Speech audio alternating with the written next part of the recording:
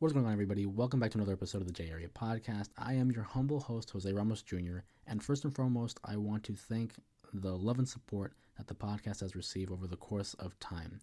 Please continue to share, like, and subscribe because they really do help the podcast grow and succeed. Now, with that being said, anyone that has followed this podcast since its inception would know that I am passionate about sharing stories and creating connections across the board. If you search the archives of this episode, you would know that sports and entertainment have been the foundation that this podcast has been built upon. Now, every person has their own story and ideas that they wish to share with general audiences. So with that being said, I am excited to announce the inclusion of on-air guests on the podcast as we discuss ongoing headlines in sports, entertainment, and our own lives as well. On this episode, I had the pleasure of inviting a close friend of mine, someone that I consider family, and that is passionate about a multitude of topics, as you will hear in this upcoming interview. I first met Daniel Hanson while working within the retirement community as a server, and since then, we have been able to forge a friendship that covers sports, movies, and just overall life. In this interview, we discuss our favorite films, the power that film possesses over the presentation of selective cultures, as well as our own stances on the weekend's NFL playoff matchups. So without further ado, I hope you all enjoy this sit-down interview that I had with my friend, Daniel Hanson. Well, first off, Daniel, I just want to thank you, bro. I appreciate you coming on the podcast and being like the very first guest on the podcast. That isn't just me talking. I finally get to bounce off of someone else. Oh, thank you, man. It's an honor to be here, bro. I'm just excited. You know, I have a lot of respect for you and your show, and it's a privilege, bro. It's a privilege. I know it's been some time since we've seen each other in person. I feel like a lot of our conversations have been over the phone. So to be able to do this on a much grander scheme and kind of share our takes on movies or sports is something I definitely look forward to because I value your opinion and I feel like you and I kind of bounce off each other real well in terms of our conversations. Yeah, I feel like we got that chemistry, man. It's like Chris Paul, Blake Griffin. We got that 1-2, you know, the brown boy and black boy. So, I feel like we got that chemistry too, man. And I know I'm excited to see what you have to say about these topics because I really respect your opinion. And I appreciate that. And over the course of this podcast, I've kind of been messing with it and experimenting, talking over the course of originally I was sports, and then I branched out to movies. But what my real goal is now is being able to combine the two of them and really focus on sports and entertainment. But I would like to incorporate more guests on it and kind of get their feel and get their opinions on it and really give them a platform and an opportunity to voice their opinions of whatever they want to talk about, you know? And I thought you were the perfect person to begin this with. Thank you, man. Thank you. So I appreciate it. Yeah, no, of course. I appreciate you, brother. Primarily on the podcast lately, I've been talking a lot about movies. So just for an introduction for those that don't know you, what's your favorite movie? Do you have a favorite movie or a favorite actor, the one that really speaks to you? So I have a lot of different favorite movies, so it's really hard for me to put just one. I will say, as far as actors go, Denzel Washington is the GOAT. I mean, all the different roles he plays, from being a coach to being the dad of a dude who had a heart problem. I mean, he's done it all. To his he basically the Equalizer is the black Jason Bourne. He's done it all.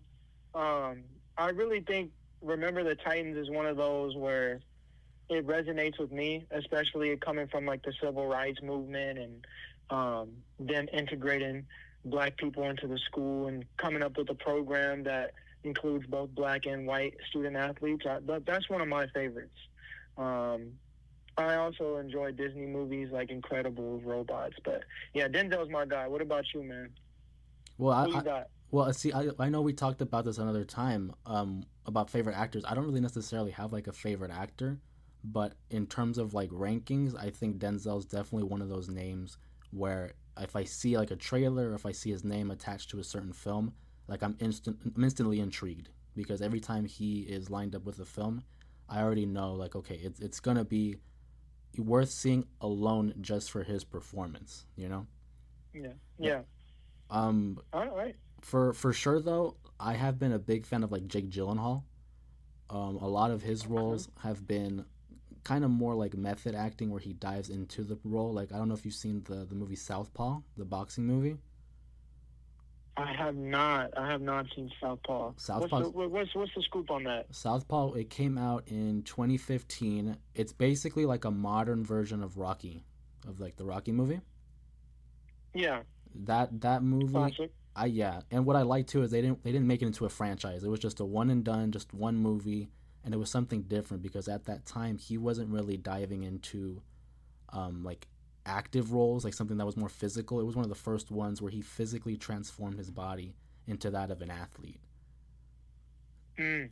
So like if you like And you, if you like Denzel's acting and on top of that like a sports drama or even if you like Rocky, I really like the best way I can compare it I think is like a modernized version of the Rocky movie. so Southpaw is your pick for the Gyllenhaal franchise. For him, he's one. It's yeah, it's definitely one of the first movies that come to my mind. Other movies for like Jake Gyllenhaal, I really like his earlier film Donnie Darko back in '99 when he was like first really getting into acting. How do you think Southpaw stacks up against other boxing movies like your previously mentioned Rockies or Creeds? Like, what? How does that stack up for you? It's not gonna get as much love just because it was a one-off, but I feel like that's one of its strengths. There are certain aspects of the movies where you get it like it's more dramatic than the other movies or like what life in reality really is.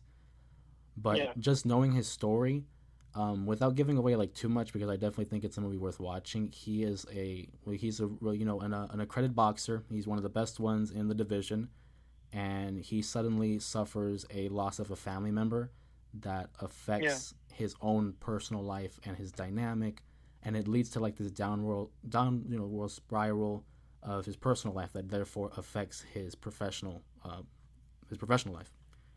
So yeah, to see how it affects him and his relationship with like his coaching or his daughter, and seeing him being able to rise above it and challenge the opposition, because that deals into another aspect of how his family member was killed.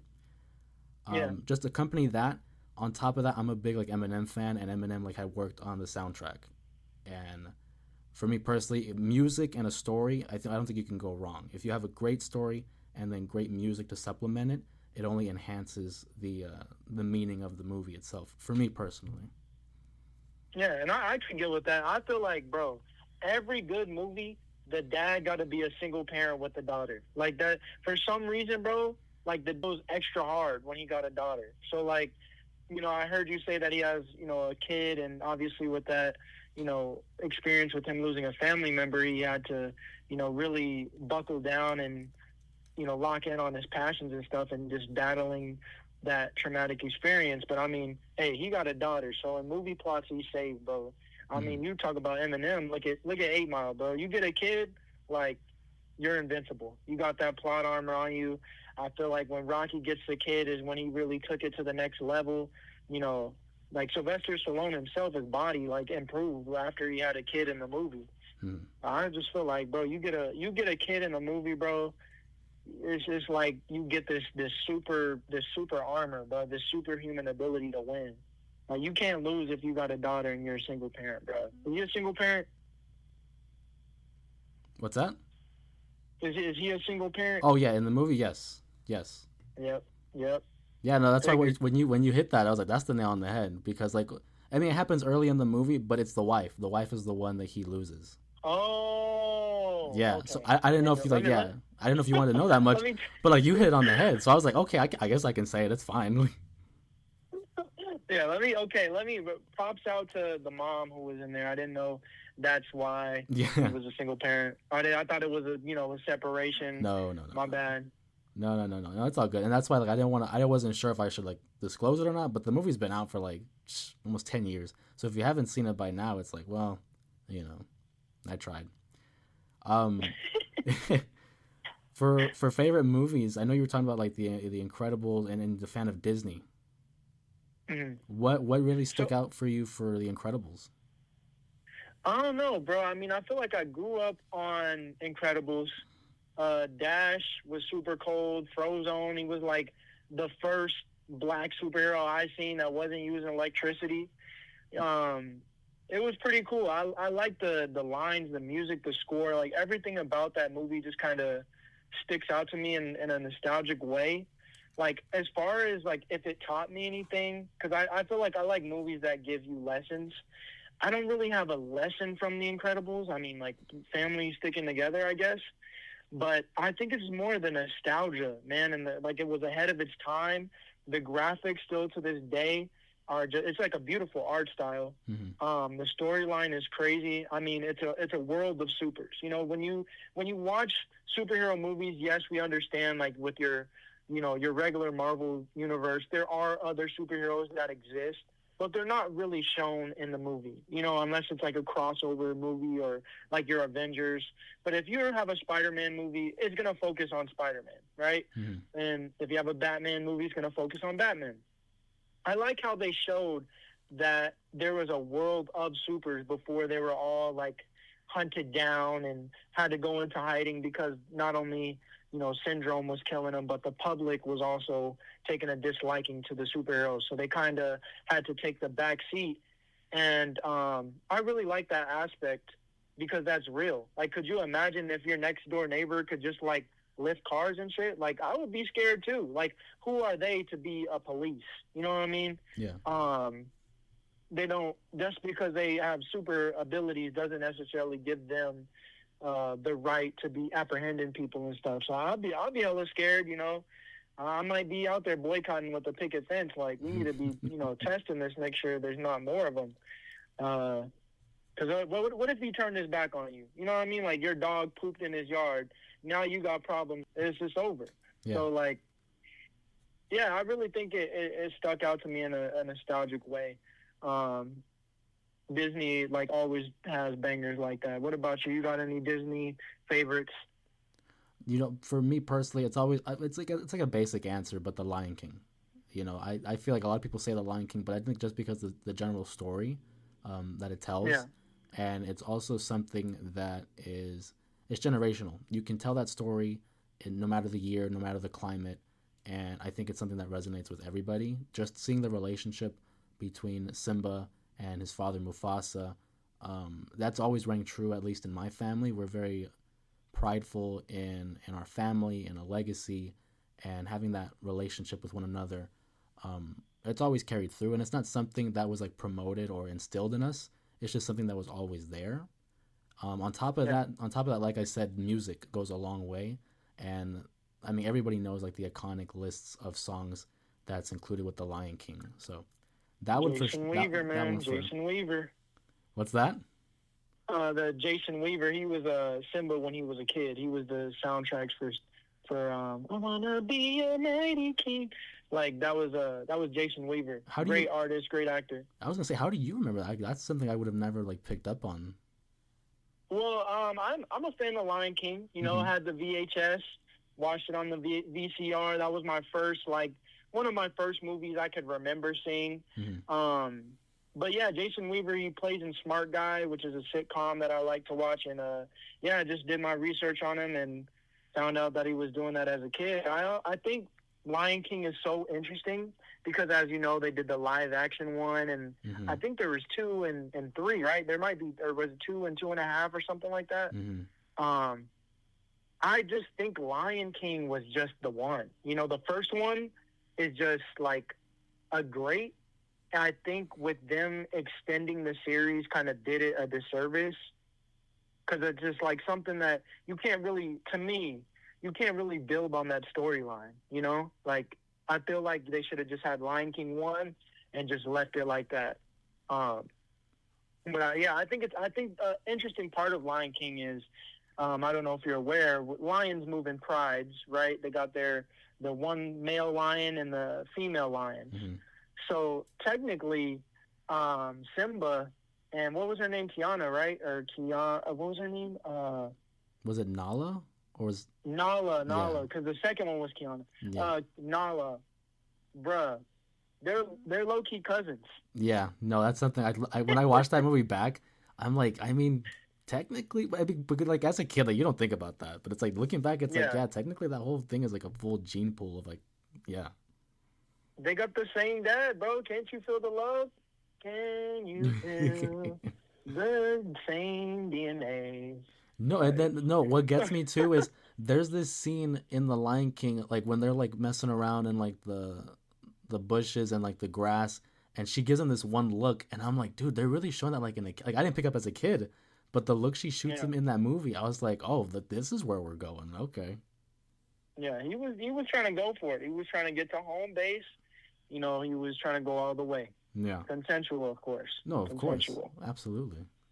I'm glad you brought up the live action though, because I can remember going to see the live action movie, and I can respect them wanting to revisit it, but it really didn't offer anything new for me. Like I personally felt like it was just the same movie, just updated. And obviously they can't change too much of it, otherwise people are gonna like complain about that as well. But like you said, Yeah. I feel like that first movie, that's all you needed. Like you didn't need number two. One and a half was funny, it was cool. But really, like you just see the first one and you're set. You don't have to really watch anything else. Yeah, and I think, what do you think about these updating the movies? Like, I don't know if you know, Peter Pan was like quote unquote canceled because of the prejudiceness or stereotypes they portrayed of Native Americans. Mm-hmm. Do you think like things like that should be updated where they like take out the original um, the original content? And what I mean by that is, obviously we know that not all Native Americans don't have red skin, and that's very offensive to people. Just like if there was a black cartoon character and they look like a gorilla, Mm-hmm. I would be pretty offended. Mm-hmm. But for me, growing up, looking at Peter Pan, I didn't see anything wrong, and that was me being uneducated until later on as I grew up. I realized like, what, they don't do this. Um, I didn't really realize what they were doing, but still the movie holds like a nostalgia for me. Mm-hmm. Um, what do you think about these updating movies? Like, do you think they should adjust them to the times, or do you think they should keep the work original?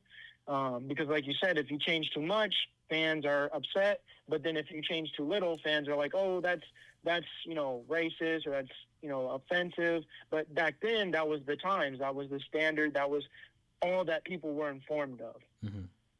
Personally, What is your take on that? so personally, I look at it in this sense. If you're gonna like remake the movie or make it like live action and change certain aspects of the movie to keep it modern and to keep it more relevant and more what's the word I'm looking here for? Making it more appropriate, I guess, is the sense.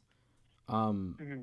you can do that, but I don't think that you should ostracize and therefore like delete the original work from ever existing.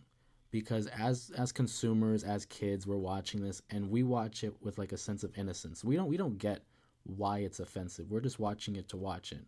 Where people are at fault are the individuals who are willingly making things look the way it's look in a stereotypical way. Those are the people we have to keep accountable.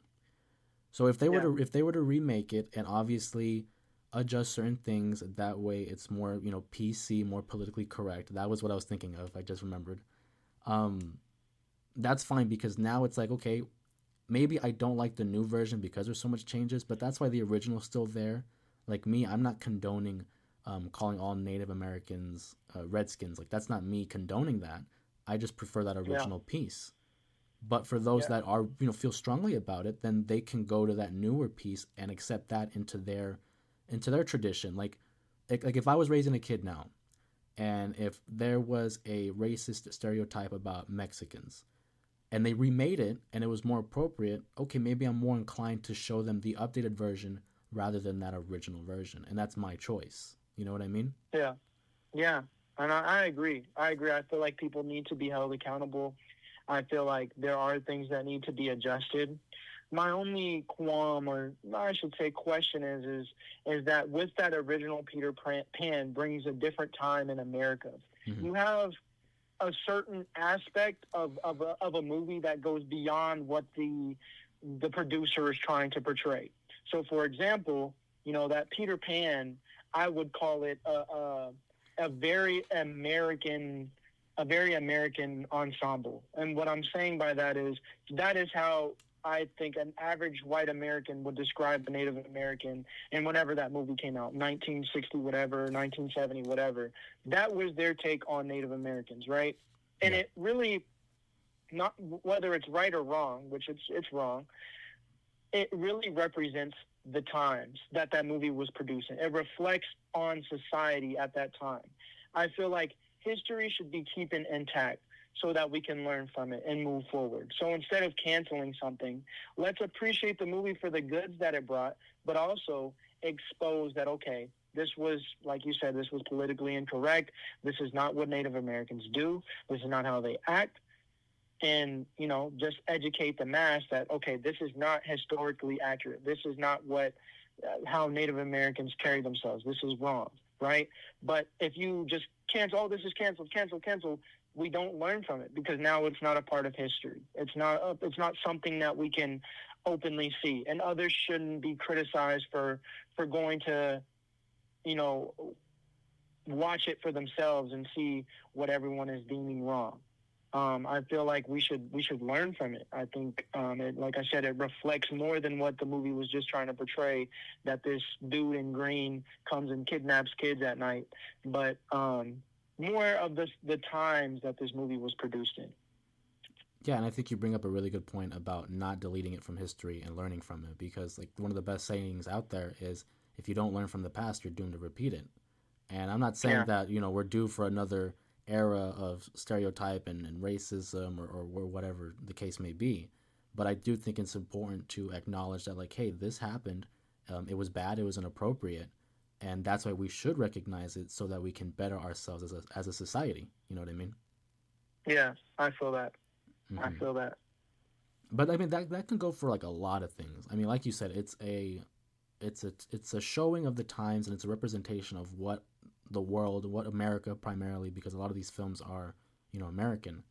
It's a showing of what times were back then, and over the course of time, I would like to think that we've made some, you know, improvements. Clearly, there's still a lot of work to be done, but it's, you know, I'd like to think that we're making some kind of improvement. You know what I mean? Yeah, and I think what is an interesting question as well is with these, and I can't speak for Native Americans because I'm not Native American, but another similar, like a drawing, I could draw you a picture. I don't know if you've ever seen the cartoon Fat Albert. Oh yeah, of course. A lot of those characters have exaggerated, you know, quote unquote, black features. And as a black person, I know that black people don't all look like this. Now, this was produced by Bill Cosby. The characters were created. I don't know if he drew them, but at the end of the day, he had to approve and give the say-so, go ahead to, you know, continue with their drawings and stuff. But for me, as a black person, and also, you know, hearing things from my dad who was watching it when it first came out, they were just excited to get some representation. Although some of the features were exaggerated, people having like huge lips to where those Pokemon, like it was like we were excited to just see us on the screen.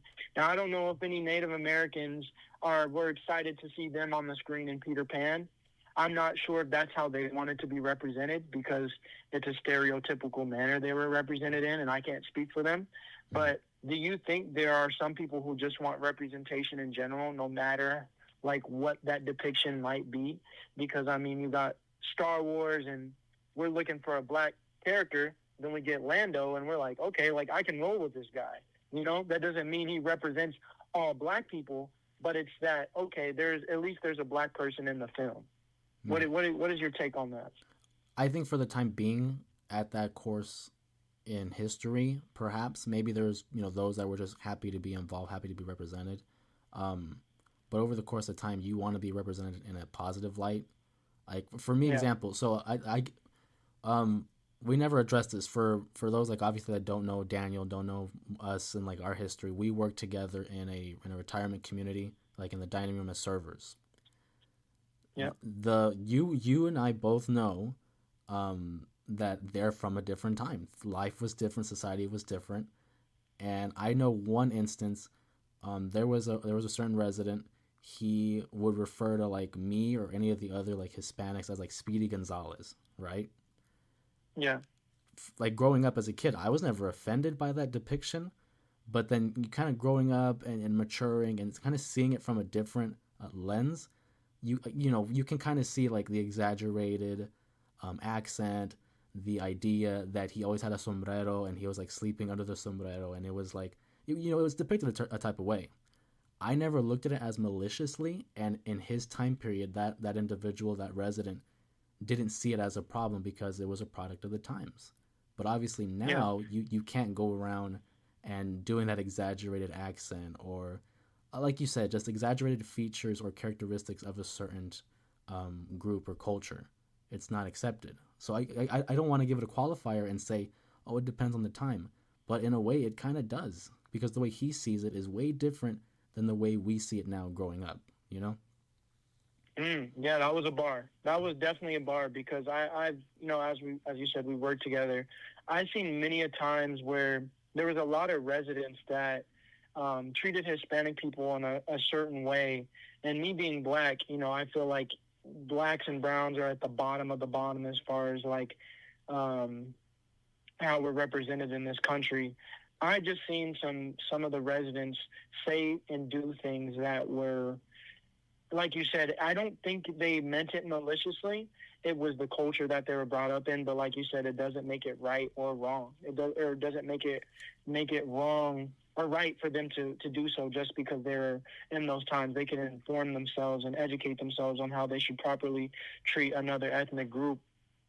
I think with like the Speedy Gonzalez thing, that is definitely like an exaggerated characteristic, because I've never seen you with a sombrero in my life. Like, I grew up in a Hispanic community, and I don't know too many around with sombreros. Like, I mean, yeah, it's definitely an exaggerated characteristic, and I don't think the person at that time who was drawing it was trying to be, like you said, malicious. I think malicious is the perfect word. It wasn't any ill intent, but it just becomes, and maybe, honestly, this is another question, not to call anyone soft or call anyone whatever.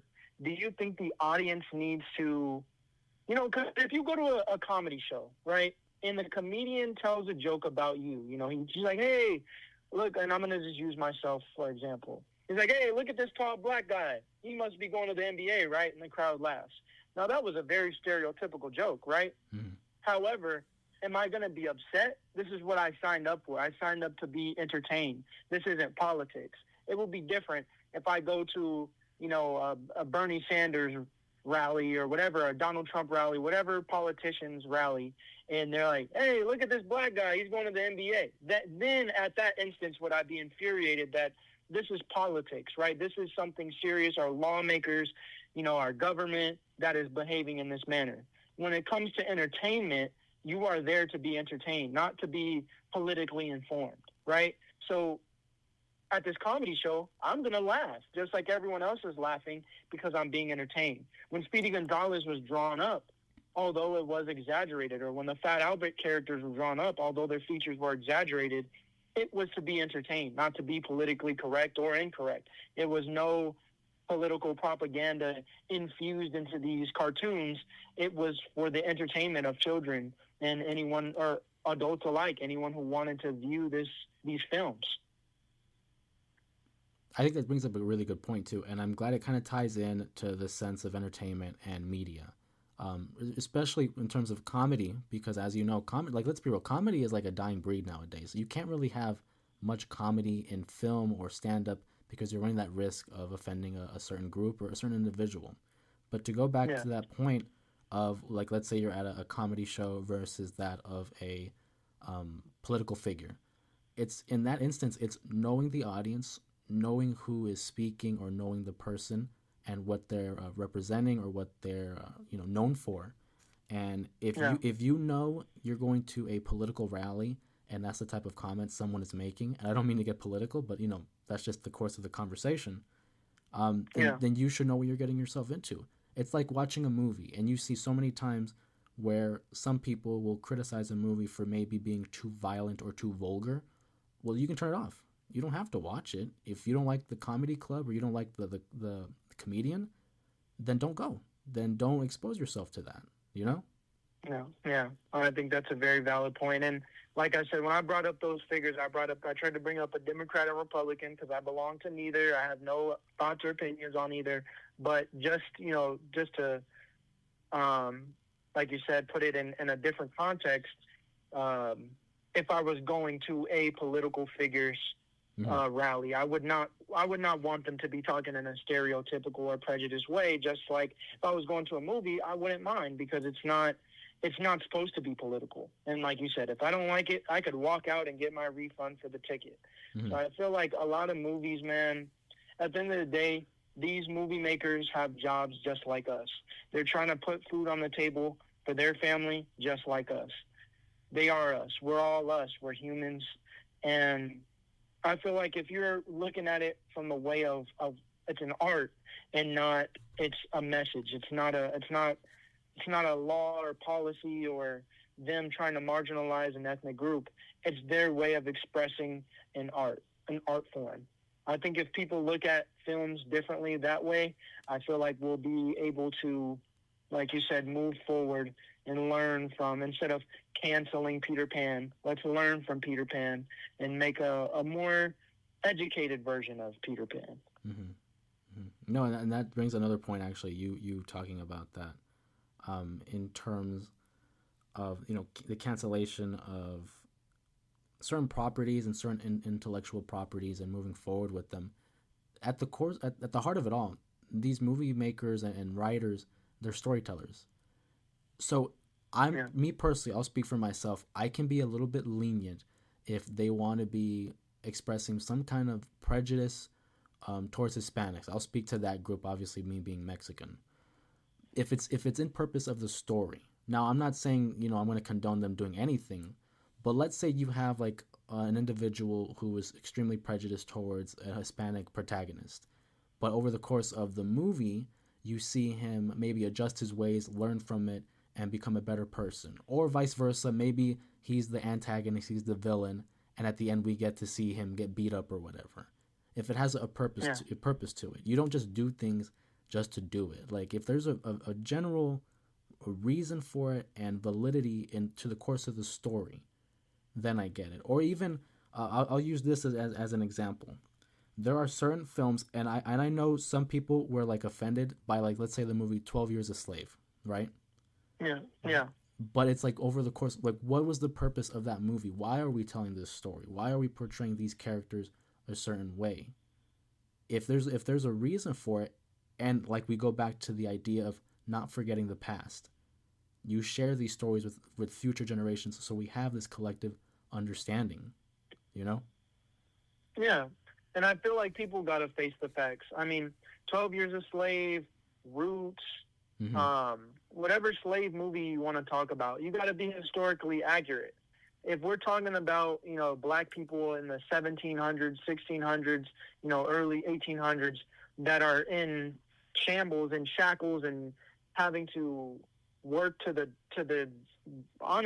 death, work to their death, being beaten to death, being mistreated. If you're doing a movie like that, I would want them to accurately show what happened. Now, if that offends people, I mean, I don't know how you can get more offended than what actually happened. These are events that actually occurred. Black people were, not as educated as the white man as far as, if we're talking about book smarts and literature, because they were not allowed to read. So how could you possibly, oh, I don't like the way he portrayed me in this. Okay, well, this was you in 1700. You would not have any access to reading or any books. You were strictly forbidden. It was literally against the law for any slave or colored person to read. So, I mean, if we're talking about people being offended by 12 Years a Slave, I mean, man, do your research on history. And it's sad that, the people, that there are black people and slaves who were uneducated or talked in a certain way, but that's not their fault. That's not purposeful. That's because of their situation that they were in, and that was what was historically happening. And that's the movie is in this point a product of the times. They were a product of them being forbidden to read or whatever stereotypes that were put in there of black people, most likely it was because of their situation and their context. There's a certain statistic that my dad used to tell me about. It's like black people are like 80% more inclined to get diabetes, right? And this is because, going back to the slave times, we were fed the scraps, and scraps don't taste good. Nobody wants to eat pig intestine or pig stomach. So in order to make it good, they doctored it up with salt and sugar and all the wrong ingredients that will lead to detrimental health, right? So if we talk about what they were eating back then, and they were eating a whole bunch of fried stuff, they're not frying it just to fry it because they're mindless, black people or mindless colored people. They're frying it because that's the only way to make it taste good. You get what I'm saying? So like there's in the 12 Years a Slave, everything that happens in that movie is because of a situation. Like every time a black person acts a certain way or they do something that might offend somebody, it's because of the situation that they were in that, brought upon these actions. And a result, we have the quote-unquote stereotypes of black people. Mm-hmm. So, I feel like you just got to be historically accurate when you're doing a movie like that. You talk about being more informed and educated. What is your take on the increased usage of like technology and like social media? Because I know personally for me, I feel like social media and the internet, you would think that'd be helping us. But I feel like over the course of time, it's becoming more harmful to a lot of people in the sense of like emotional or a mental state. And I don't know, I just feel like we've been desensitized to so many different things. But in terms of like social media and its usage, how do you view that in our climate? I think social media could be, like you said, both good and bad. It has a lot of good to help people out there. It has a lot of information and knowledge just at our grasp. But with that same convenience, you have, the issue of getting false information or misleading information. Or we get these cultist mindsets where, people, you think about just the main concept of like an Instagram or Facebook. The main point of Instagram is to just flood your mind with things that you're familiar with and things that you like, which sounds great, right? Mm-hmm. Your page is catered to you. Literally on TikTok, it's called the For You page. That's catered to everything that from the data that you've input to your phone to every post that you've liked, commented, or shared, right? It sounds like a great thing at first glance. However, how can we possibly develop as humans if all we do is do things that we like? It's like a kid. A kid doesn't want to eat vegetables. If you surround the kid with donuts and desserts and ice creams for all 3 meals a day, this kid is going to have some serious problems growing up only eating this diet. We're being fed sugar on social media. Our social media is our sugar, our mind's sugar, a dopamine of where we're only seeing that things that we like.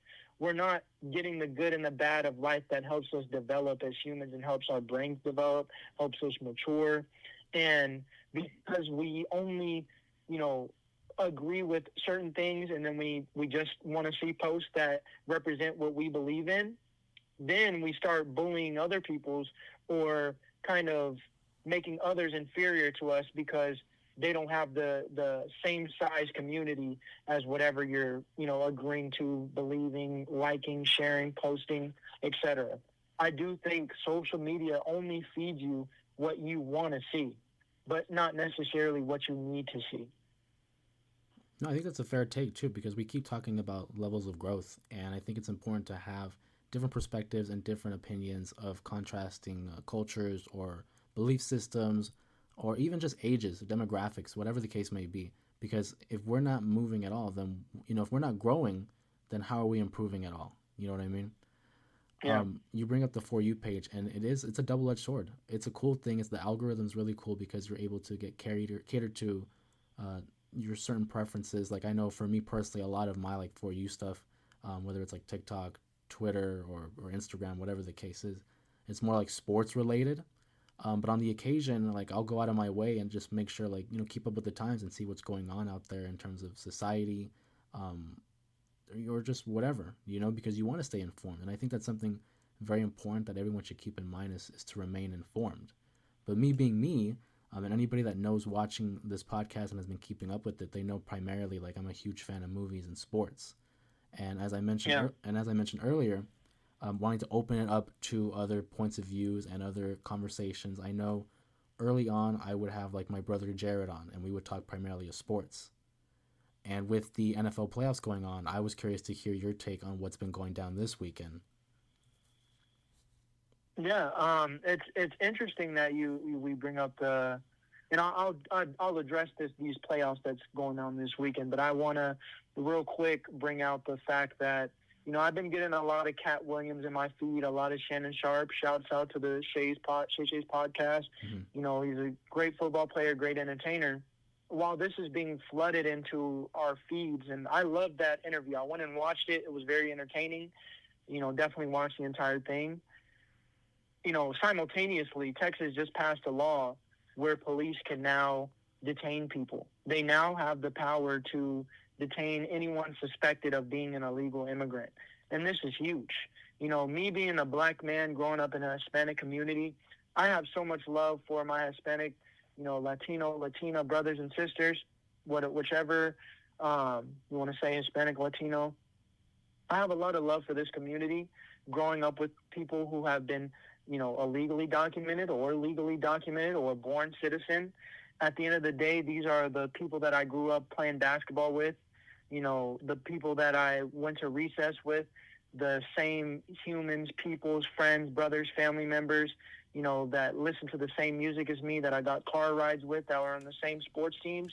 And just seeing something like this, it breaks my heart that there is a group of people being targeted right now, and all we can talk about is Cat Williams' interview and Kevin Hart's response. When there's real people out there that are being targeted, what this means for the people who don't know out there is that ICE is who mainly dealt with immigration and dealt with documented people, and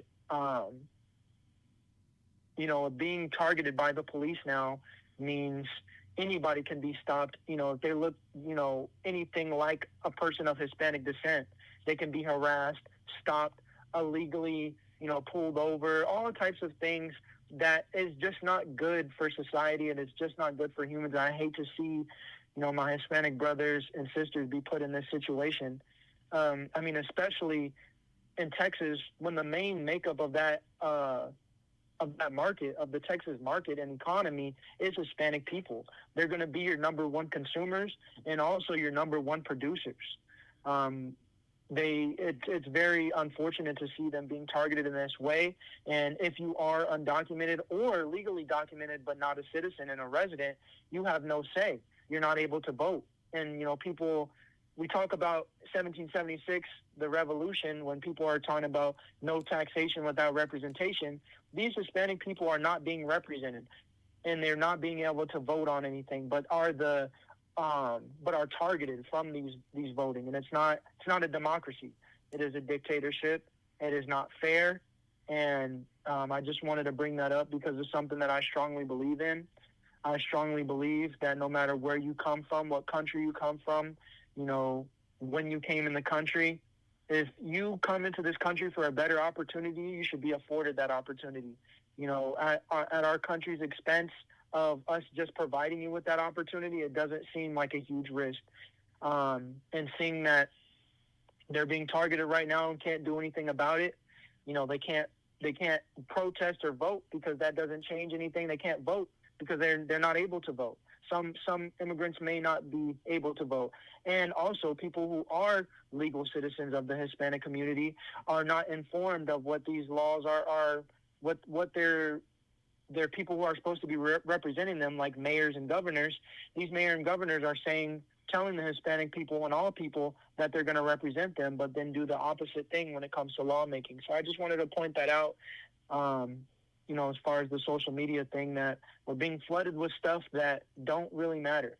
So, that was my take on it. Sorry, I went a bit political, but I just had to get it off my chest because it has been bothering me that my fellow brothers and sisters are being targeted right now. No, you don't have to apologize for that, Dan. I mean, like, if you feel strongly enough to voice your opinion, go for it. That's the point of this, and that's why I wanted to give, other people an outlet to share their opinions, share their thoughts. And no, I welcome it as well. Like if you feel strongly enough to speak on something that you're passionate about, don't hold back. Don't hold back. So I appreciate that. Sorry, man. I didn't want to take it there, but I had to because it's something that I seen recently in the news, and to me it's disgusting. Because what are we doing now? Like what aren't we supposed to be making laws to protect people, not condemn people? You know. So I don't know. That was just my take on that. But I don't know if you wanted to talk about those playoff games. As you know, everyone calls me Vegas Dan. Yeah, anybody that's real Uh, close with you, that you're notorious for knowing about your predictions, your picks.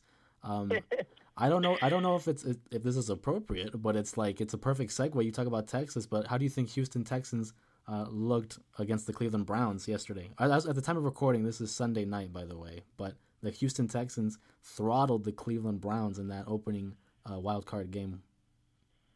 Dude, I mean, throttled is an understatement. They got absolutely demolished.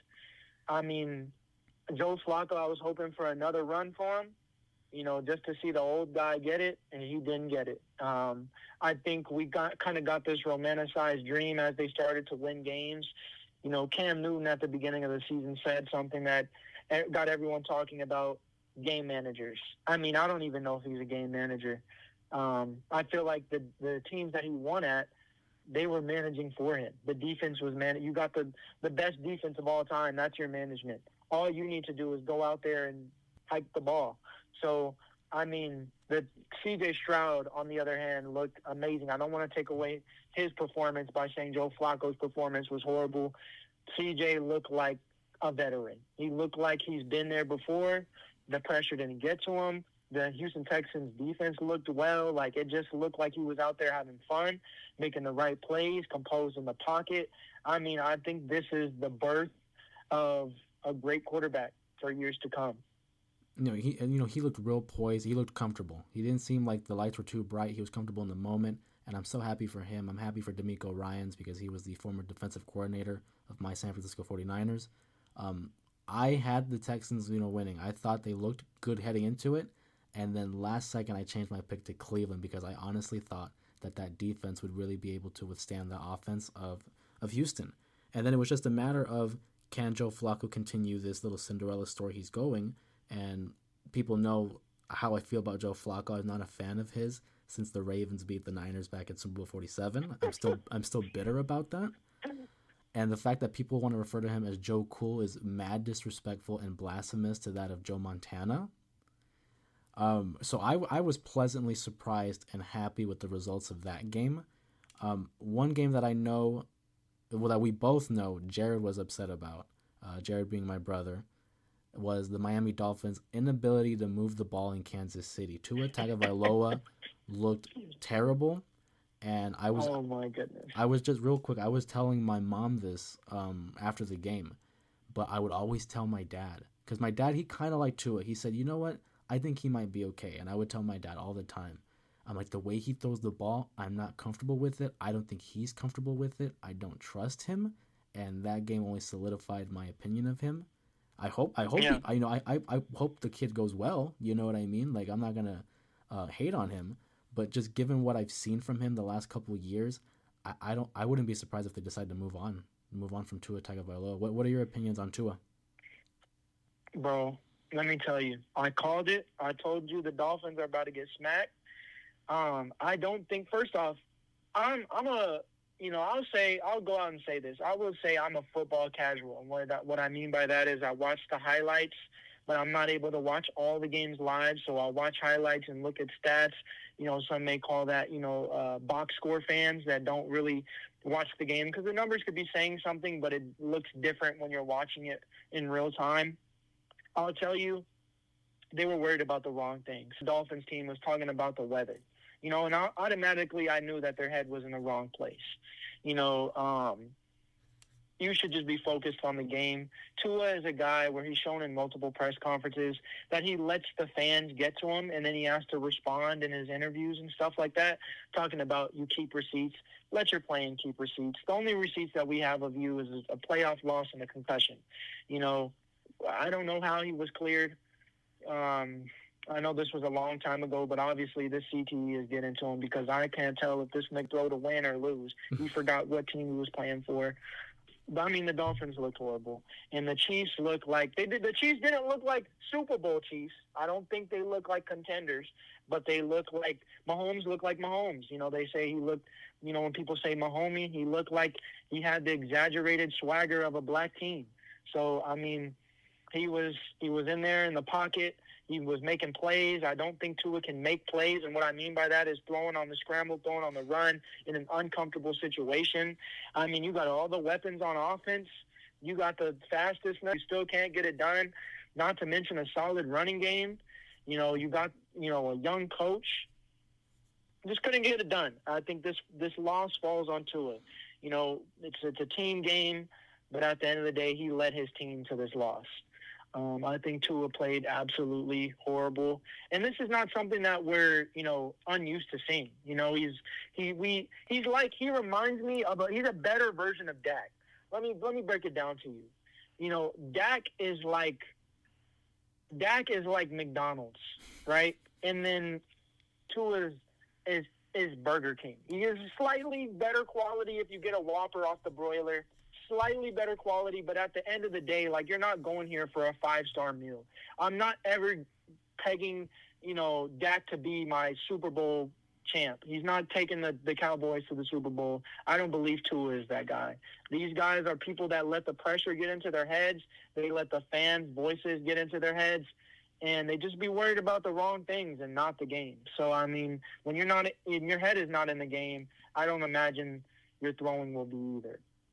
So that was my take on that Dolphins game, and I could understand Jared's frustration, them being a favorite, and I think they were a favorite, and them having one of the best offenses this year. No, and then this is coming from a team that had scored 70 points, and when they scored 70 points on the Denver Broncos, I remember Jared and I talking about this, and not believing the hype. Anytime you have an explosive offense like that, they don't win anything. You know what I mean? They're a flash in the pan. I like the comparison with Dak Prescott because I think those two teams are the equivalent of each other in their respective conferences.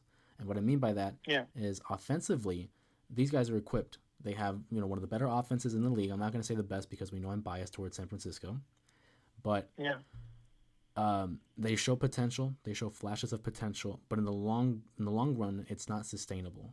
And you bring up the comparison with a Dak Prescott, and that's a perfect segue into the Dallas Cowboy game against the Green Bay Packers.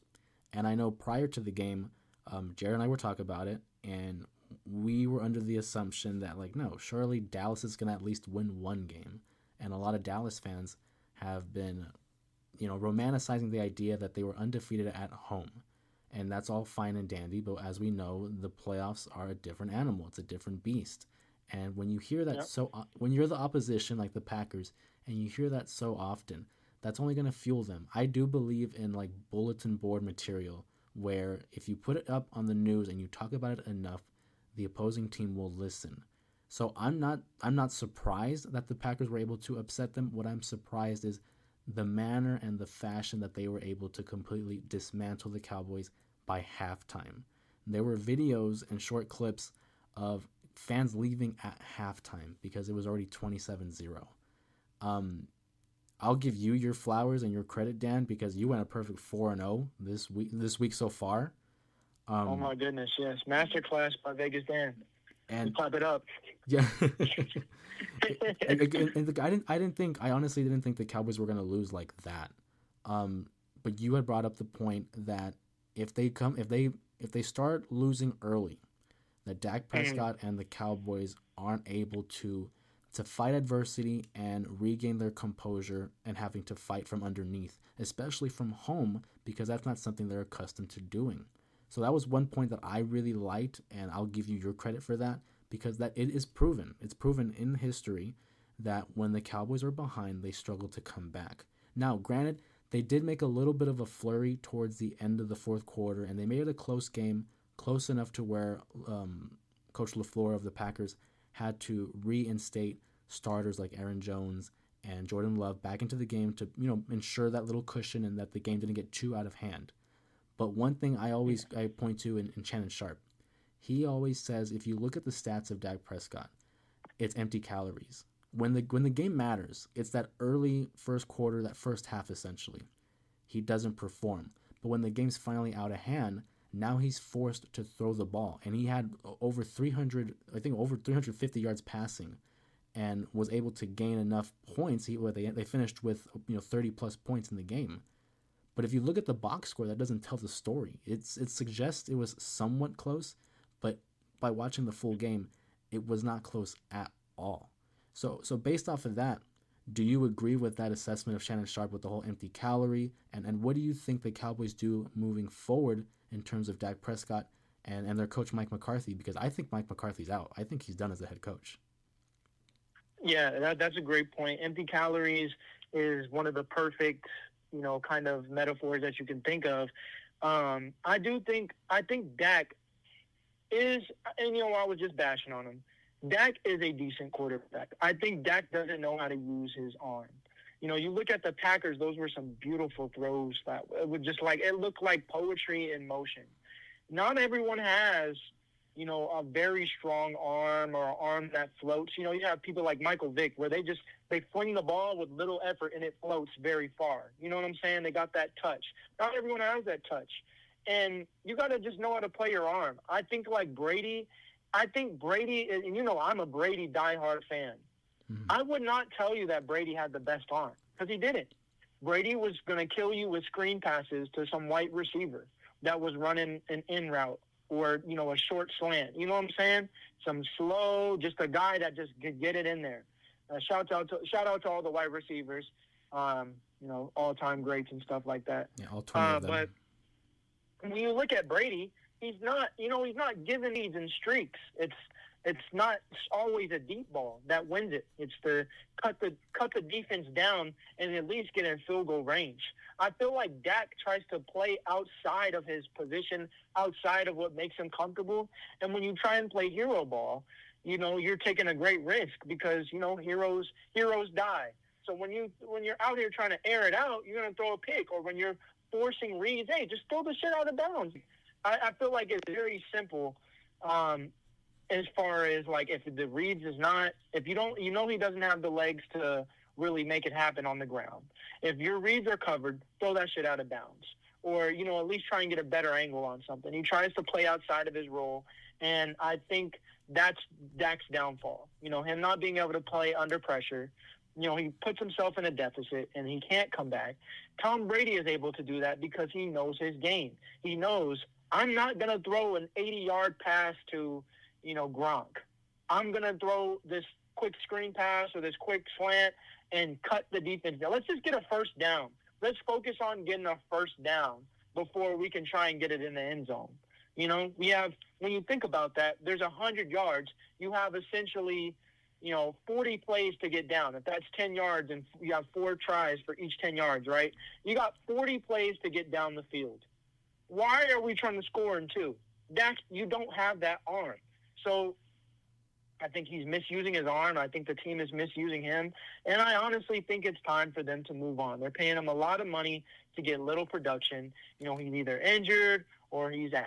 And that's the two sides of the coin. There is no middle ground. There is no, kind of game management Dak. It's just you either get decent Dak or you get injured Dak. Those are the two sides of the coin that you have. So, I feel like they got to move on. I feel like the times is we're going with mobile quarterbacks, or at least someone who can get you some yardage on the ground. You don't have to be a Lamar Jackson, but someone who can use their legs and someone who's comfortable in the pocket.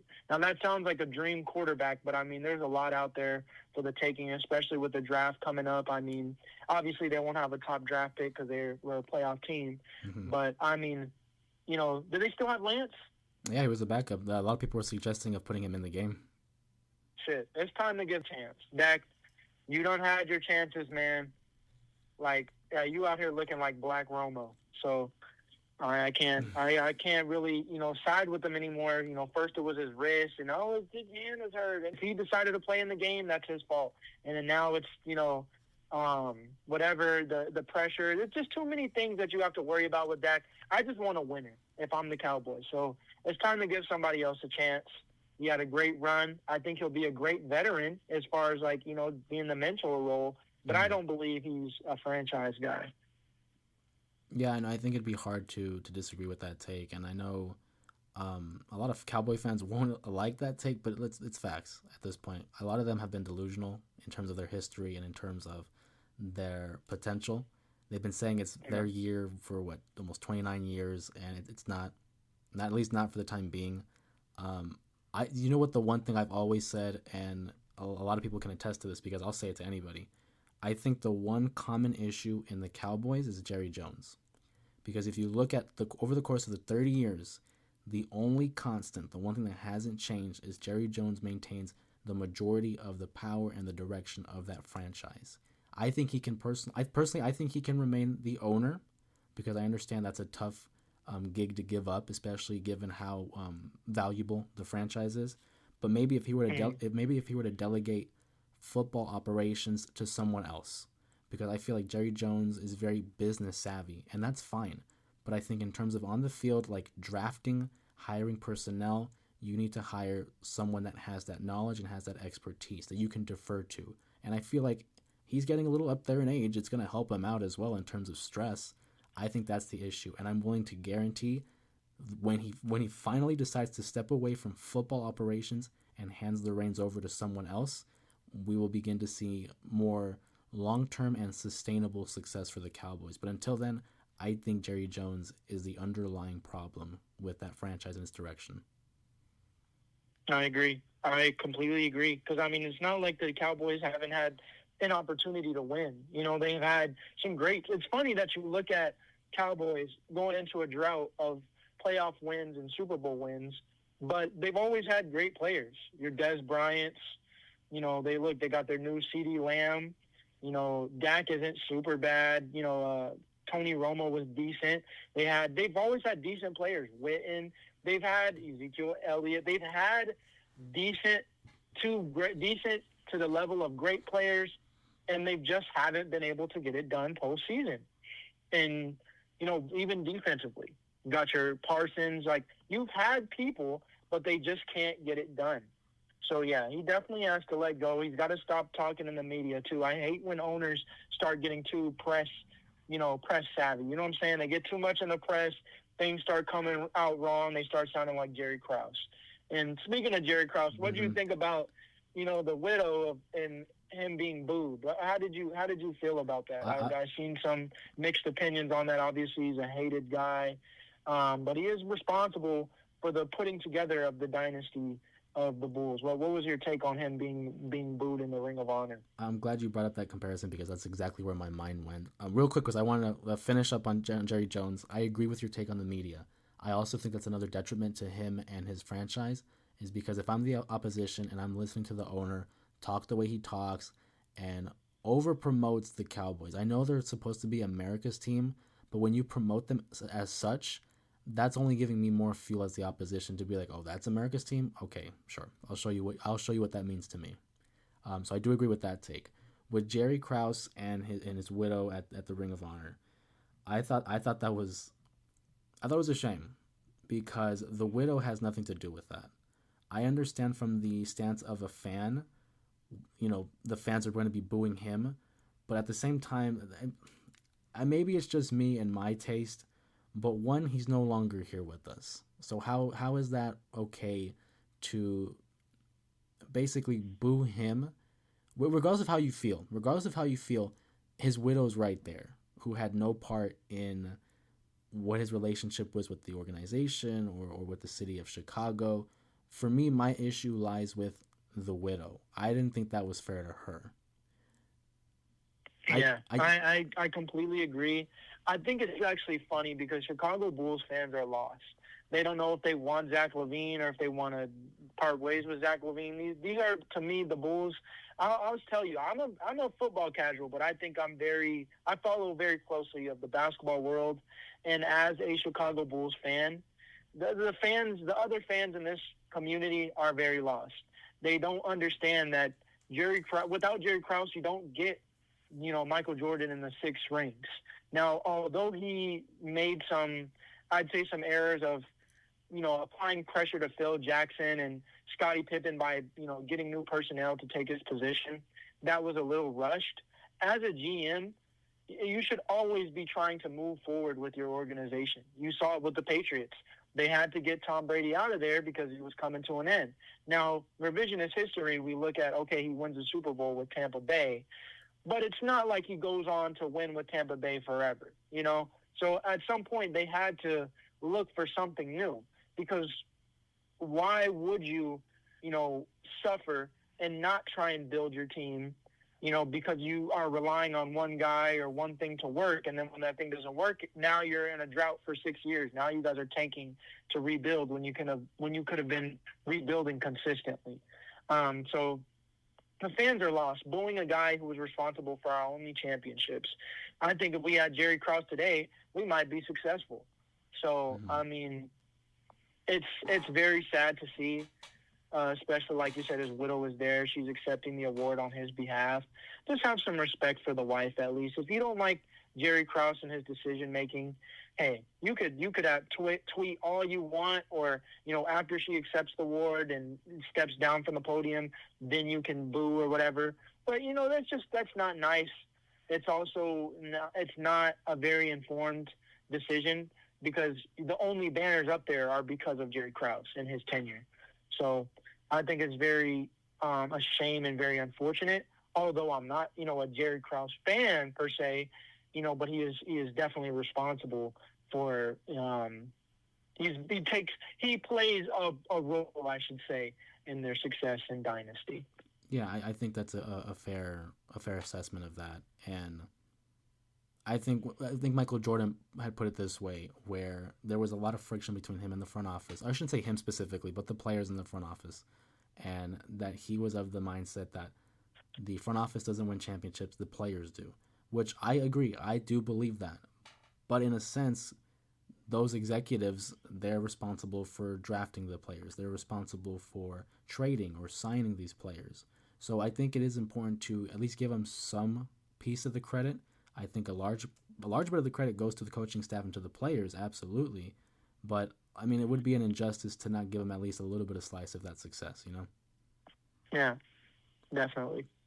With sports being a big hot topic right now, and we talked about the NFL playoffs, I want you to go ahead and give your prediction for the Super Bowl. I already know what it is, but I want it on record, just because I want to see how accurate and how convicted you are about this opinion. Okay, on the record, I got the Ravens and the 49ers. I feel like everyone kind of has them picked. It's the obvious decision. It's the safe decision. I just think Lamar is tired of losing. And when I say by that, I mean he's had winning seasons, regular season. But I think he wants to win it all. He wants to solidify himself as a great quarterback. I think the media does a huge disservice to him, because he's been a great quarterback since he's been in the league. I've never seen a quarterback more heavily criticized and still have so much success than Lamar Jackson. It's like they don't want him to win. They're faulting him for him being a very athletic quarterback. And I think it adds another part to his game that makes him harder to stop and plan for. He's a weapon in and of itself before he even lets the ball go. So I think the Ravens and the Niners, I don't see any team giving the Niners too much trouble. They got, all around the best team in the league. I just think they don't have enough to deal with Lamar. I also think it'll be a good bout, because, the Ravens and Niners have some history. That being said, Joe Flacco being one of your favorite quarterbacks of all time. How dare you? Do you think Lamar Jackson can step up to that plate and be the Joe Flacco of this generation that beats the Niners? Do you think he has it in him this year? First off, I want to say how dare you for even associating Joe Flacco. I might not be the biggest Lamar fan, but I have enough sense to say he's better than Joe Flacco. So out of respect to Lamar, who I think is going to win the MVP award, don't throw Joe Flacco, especially the way Joe Flacco played against the Texans, bro. I have to agree. I think the overall popular consensus pick would be the Ravens versus the Niners. Now, with that being said, history shows us that the most obvious Super Bowl matchup doesn't tend to happen. So I'm curious to see what happens, throughout the rest of these playoffs. I think in the NFC, and it might sound crazy now, but I think in the NFC, the team that I was on watch for was Dallas. I genuinely thought that they were going to be one of the teams to give us the most problems in the NFC. Yeah. The Rams were another one just because they're a division rival, but now they're eliminated by the Detroit Lions. So out of the remaining teams, I don't see it. Maybe the Packers, but I don't think the Packers have another upset in them. But I can see them putting up a fight. So I would like to think that we have a really good chance of advancing to the Super Bowl.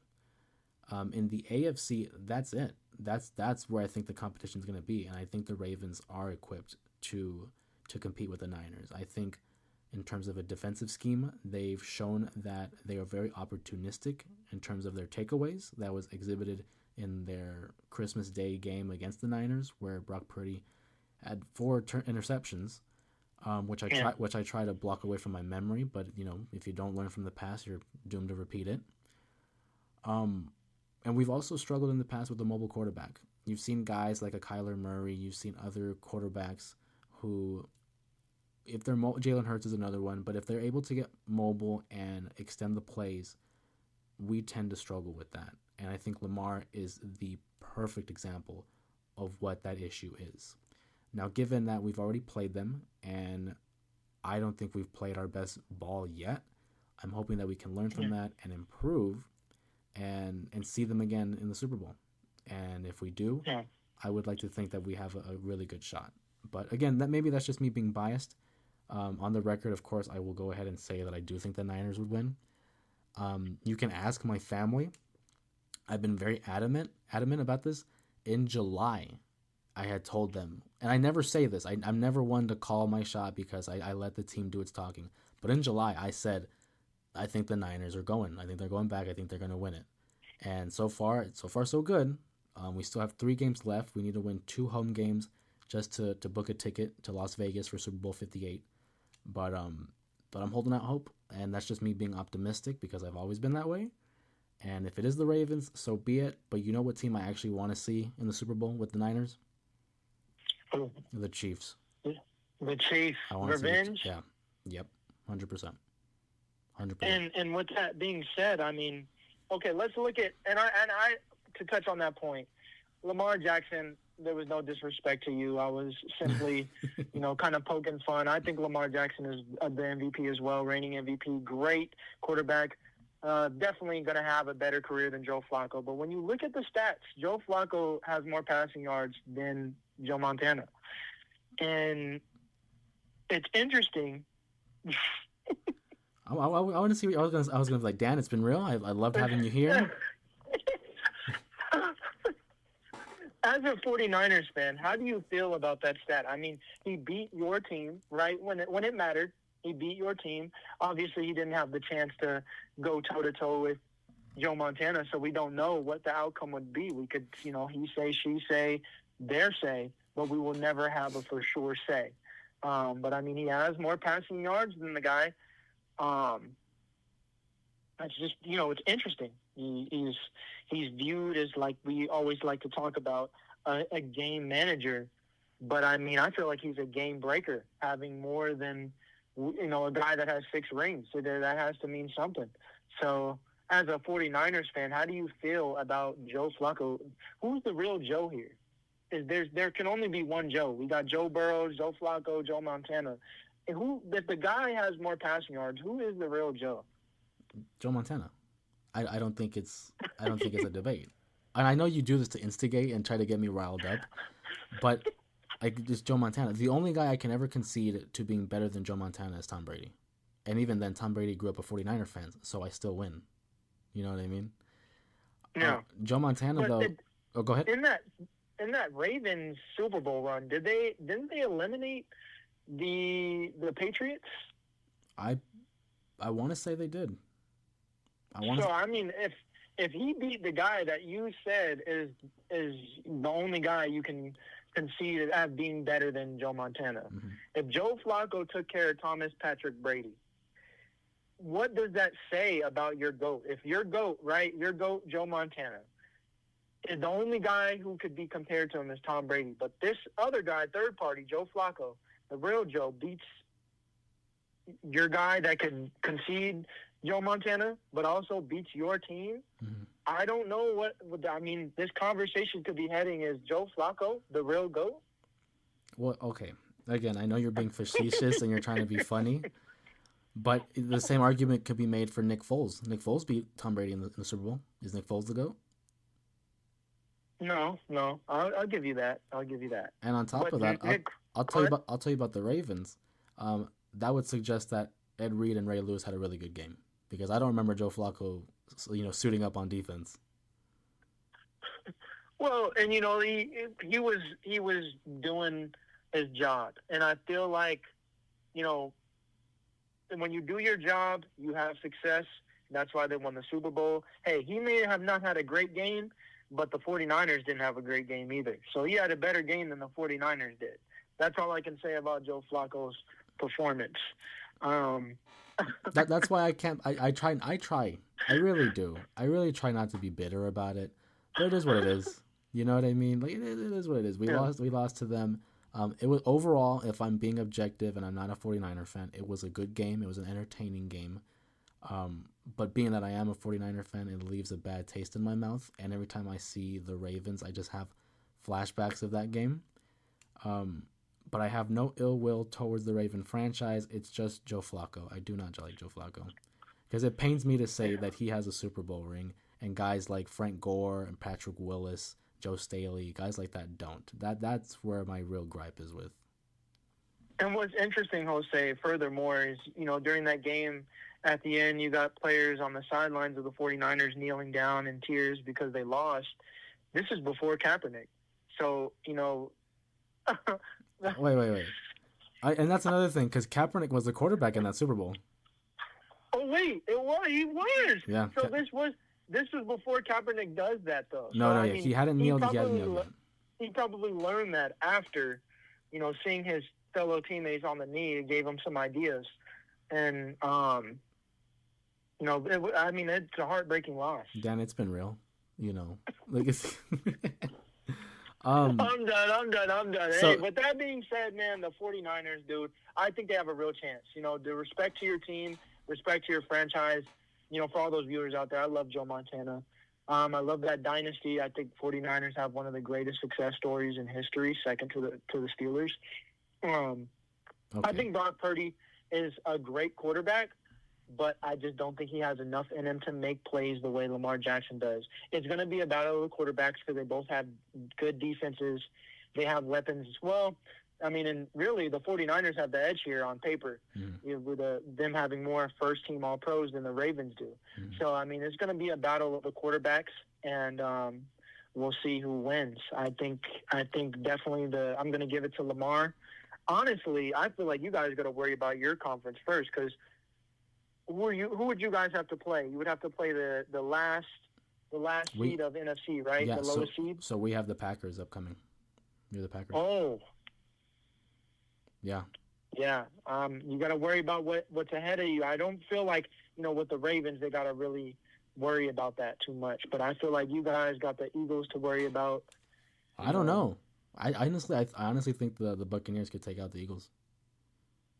That's a lot to say, man. I don't know. I think this is Jason Kelsey's last year. They don't have. I don't think he goes out like that. But they don't have A.J. Brown. Yeah, but they got Jalen Hurts. Goddamn Hurts. Okay.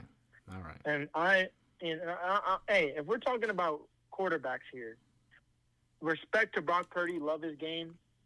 I would rather have Jalen Hurts on my team, to be honest. The guy that squats 600 pounds, can throw the ball 100 yards.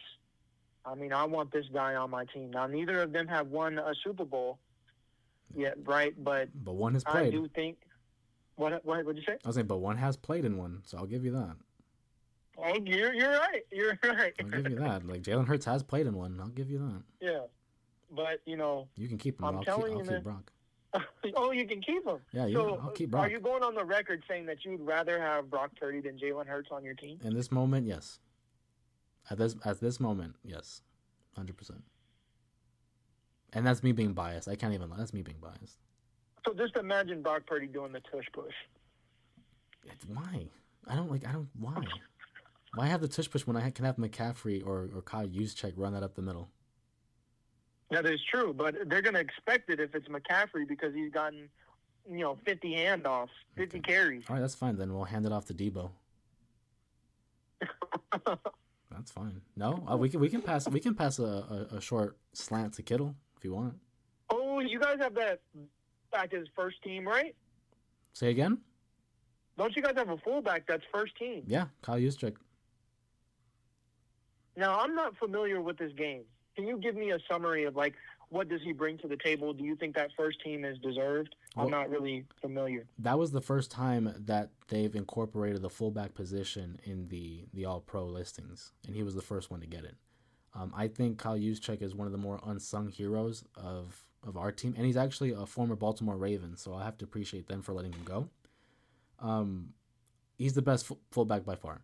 He does the dirty work and gets no credit for it. He will block for you. He can pass catch. He can run the ball. But his main priority in the offense has always been blocking. If you look at any of the big runs that a Christian McCaffrey is able to explode from, you'll see two constants: Kyle Juszczyk and our left tackle Trent Williams clearing the way. Those guys are always there. Kyle Juszczyk, like I said, does the dirty work. Not many people will respect his game because he may not have the plays or the highlights, but without his presence, I'll give my love to any offensive lineman. They might not make the highlight reel, but their presence is felt. When you have them on the field and they're capable of doing their job, it makes everyone's job easier. So whenever he's able to catch a pass or score a touchdown, that immediately warms my heart because he's getting that recognition. And I knew that even when he was with the Baltimore Ravens. So when we were able to sign him in 2017, that was my hope that we could solidify him as a Niner for life and hopefully retire with us at the end of his career. That's well said. That was well said. I mean, from a casual standpoint, you kind of get the gist of the type of guy that he is. That was well said, man. And I think something that's been kind of pestering inside of me as I'm feeling the cards change. I feel like my Vegas Dan decision making. I think it's going to be, bird versus bird. It's going to be the Ravens versus Eagles. I don't think the Niners make it out. I'm going on record, and this is my final pick for the Super Bowl. Because now as you gave me that description of the fullback, they have too many weapons.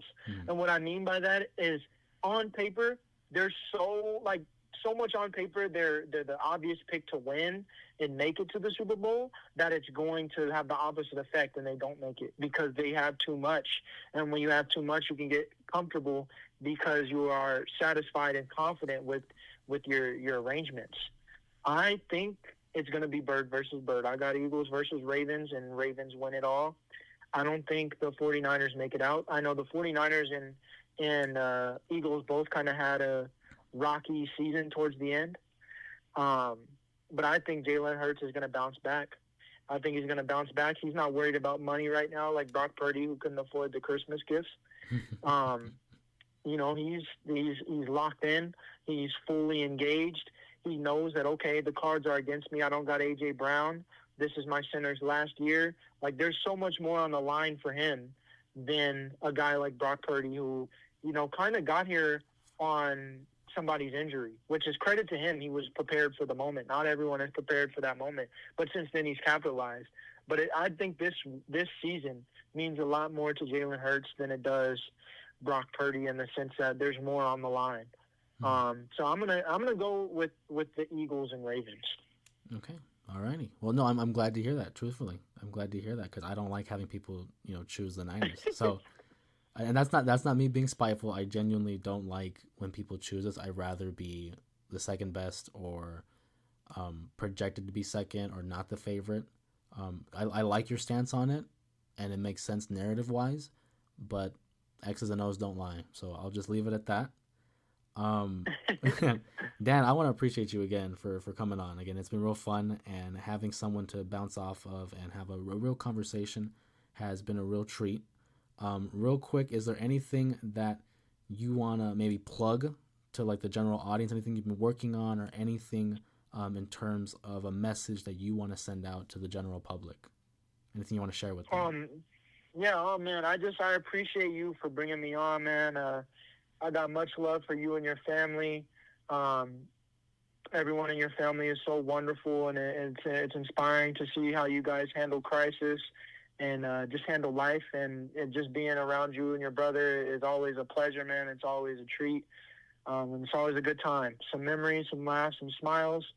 As far as plugging anything, my TikTok is fvo.dan, and I'm privileged to be on your show and be able to talk with you and get your standpoint and opinions on things. And maybe we could have another collaboration if it's in your cards. So like I said, I'm just blessed and privileged to be on this platform and be able to talk with you and be your guest. All right, appreciate that, Dan. And with one final thing, I'm very big on advice. What has been the best piece of advice you've ever been given or that you could give to someone, just to close out? I'd say, the theme of this is like sports. I'd say hard work beats talent when talent hardly works. That was Ivory Carson, my high school track and field coach. For those who don't know, I'm a collegiate athlete. It wouldn't have been possible without his help. And it really is just a very good quote to live by, no matter what you're doing, whether it's sports, football, cooking, raising a family. Hard work beats talent when talent hardly works. If you stay at something and you stay consistent, you're going to see the progress and results that you've earned and deserve. And, no matter where you're from, who you are, you can be anything if you apply a hard work ethic to your lifestyle. All right, you heard him. Appreciate it, Dan. Thank you so much. I hope to have you back on the podcast and we can really dive in to more personal stuff and more about the sports, because I'm going to bring you back after the Super Bowl. So again, I'm much appreciated, bro. Thank you so much, man. Man, it's always just a genuine pleasure to sit down and have a conversation with my friend Daniel. I find myself always learning something new every time I speak with him, and hopefully you guys enjoyed this episode. And if you did, please give the episode a like, follow for more, and be sure to share these episodes with your friends in order to help expand the J area. You can find me on social media outlets at justjose_3. My name is Jose Ramos Jr., and I hope you're ready for the next episode.